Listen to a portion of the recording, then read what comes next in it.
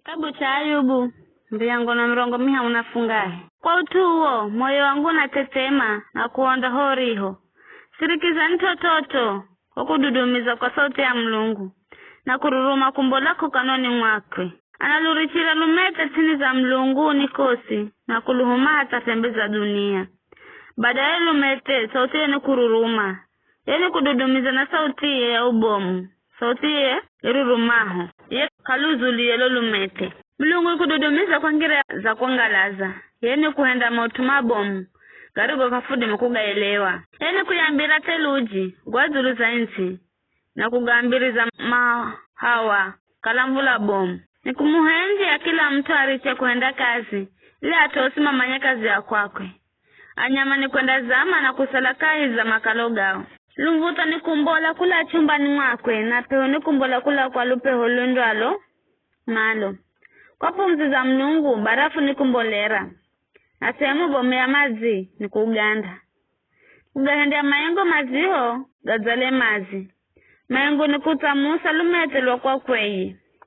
Kwa murie gago ni kugaluka kuria na kuria ili kutimiza gosi azugo gapamuru gahendeke kaza ulimwengu wosi. Mlungu ni kuhendea mautu gahendeke kwa utuwa kurekebisha hedi uko utuwa insi ya kwakwe na kunyesamahe nzoge. Sirikiza vivi hewe Ayubu, imana waaze kazi za Mlungu za kuangalaza.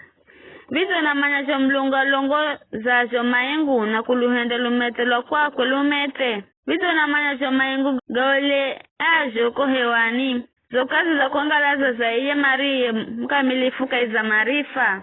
Vizo orie nguozo ni kukuhende ubuzike na zoho. Wakati lupe holo kocha lakula kwa mwaka lupigaho. Na dima kukuhandika kwa Mlungu ni here ya hendajo. Jokuricho kukomu here kilolo cha chuma cha kuyeyushwa. Hufundisha maneno ga kuambira Mlungu kafudi makune na kesiehu. Mana kafumanya kitu. Vize ambiro kukalani na malani nene. He dunia anareta mani kumizwa. Vikara kana dimaye kulola zuwa.